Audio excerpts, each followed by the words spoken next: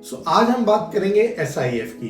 बड़े सारे इन्वेस्टर्स हमारे को कॉल करके पूछ रहे हैं कि SIF क्या है, because this is a new category जो सेबी ने इंट्रोड्यूस किया है और बहुत ज़्यादा क्लैरिटी अभी इन्वेस्टर्स को इसके बारे में नहीं है। So we thought of why not to create a video on this so that most of the investors get their answers, जो उनके सवाल हैं उनको उनका जवाब मिल जाए।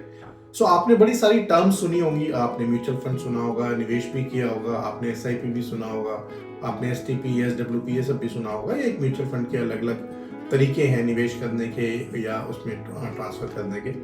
साथ ही आप लोगों ने देखा होगा एक अलग से कैटेगरी है जिसको हम PMS बोलते हैं, पोर्टफोलियो मैनेजमेंट सर्विसेज, जिसमें minimum investment ticket size 50 lakh का है। उसके बाद फिर AIF है, AF कैटेगरी 1, कैटेगरी 2, कैटेगरी 3, जिसमें भी मिनिमम निवेश जो है वो 1 करोड़ का है। ये सारे निवेश के ऑप्शन पहले ही ऑलरेडी इन्वेस्टर्स के पास थे, बट अब सेबी को SIF इंट्रोड्यूस करने की क्या जरूरत थी और ये किसके लिए इंस्ट्रूमेंट है, किसको इसमें निवेश करना चाहिए या नहीं करना चाहिए, मिनिमम टिकट साइज क्या है, इन सब बारे में हम बात करेंगे और जानेंगे कि SIF में और बाकी इंस्ट्रूमेंट्स में क्या फर्क है। SIF is a specialised investment fund जो एक नई category as I said SEBI ने इंट्रोड्यूस की है। इसमें मिनिमम टिकट साइज जो है वो निवेश करने का वो 10 लाख है। इसको जो सेबी ने पोजीशन किया है, that positioning is from a mutual fund, क्योंकि वहां पे इन्वेस्टमेंट जो है वो आप 500 रुपए से भी कर सकते हैं और कोई भी उसमें लिमिट, अपर लिमिट नहीं है, but minimum ticket size as the set के 500 रुपए या 100 रुपए से आप निवेश कर सकते हैं।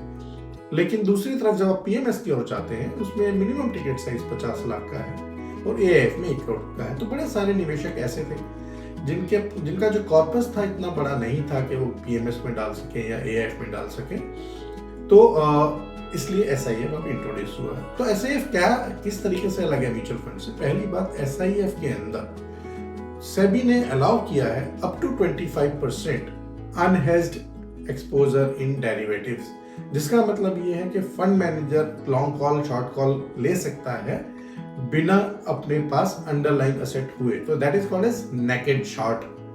जिससे फायदा क्या होता है कि अगर फंड मैनेजर को ऐसा लगता है कि बाजार आने वाले समय में गिर सकता है, तो वो शॉर्ट कर देता है पोर्टफोलियो को।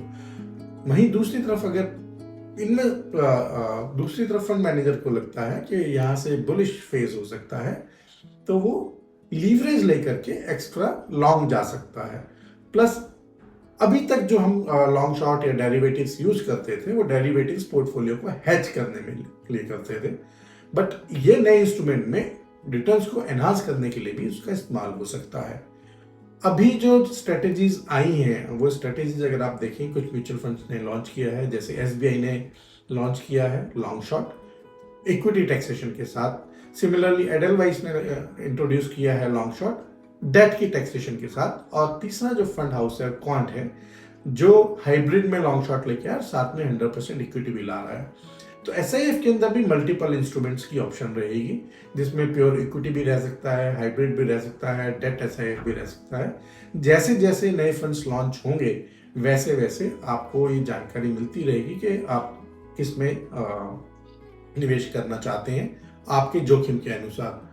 आइडियली ये इंस्ट्रूमेंट उनके लिए है जो थोड़े एडवांस्ड इन्वेस्टर हैं, जो पहले से म्यूचुअल फंड में निवेश कर रहे हैं, जिनको थोड़ी जागरूकता है, जो जानते हैं ये बाजार कैसे चलता है या इसमें निवेश के जोखिम क्या है। क्योंकि डेरिवेटिव्स एक एग्रेसिव स्ट्रेटेजी है, एक जिसको हम कहते हैं एक दो धारी तलवार है, जिसके फायदे और नुकसान दोनों हैं।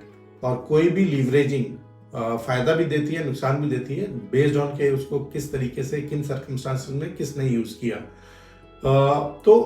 SIF एक वैसा इंस्ट्रूमेंट है। आइडियली हम ये मानते हैं कि SIF के अंदर आपका 5, 7, 10% से ज्यादा एलोकेशन नहीं होना चाहिए, जिसका मतलब ये हुआ कि जिसका पोर्टफोलियो, अगर आपका पोर्टफोलियो 1-2 करोड़ से ऊपर म्यूचुअल फंड का है और अब आप थोड़ा एग्रेसिव स्टांस लेना चाहते हैं, तब आप इस इंस्ट्रूमेंट में निवेश करें। अदरवाइज अभी इस इंस्ट्रूमेंट में हमारा ये मानना है कि जोखिम आपको ज्यादा हो सकता है।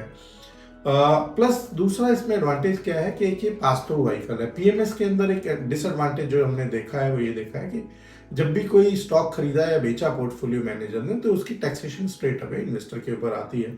तो वो एक थोड़ा कॉम्प्लेक्स हो जाता है जब आप इनकम टैक्स रिटर्न फाइल करते हैं, और आपको ईयर ऑन ईयर उसके ऊपर जो भी सेल परचेज हुआ, आपको long term short term basis जो भी गेन है उसके ऊपर टैक्स देना होता है।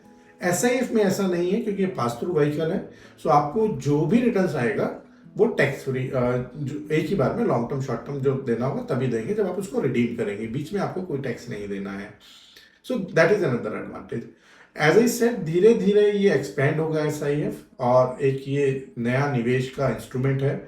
बट ध्यान रखने वाली बात ये है कि आप इसमें बिना इसको समझे, बिना जाने इसमें निवेश एकदम से ना करें। समझ लें पहले इंस्ट्रूमेंट को, और आप अपना रिस्क प्रोफाइलिंग देख लें, आप अपना गोल देख लें, अपना ऑब्जेक्टिव देख लें, उसके बाद आप इसमें निवेश करें।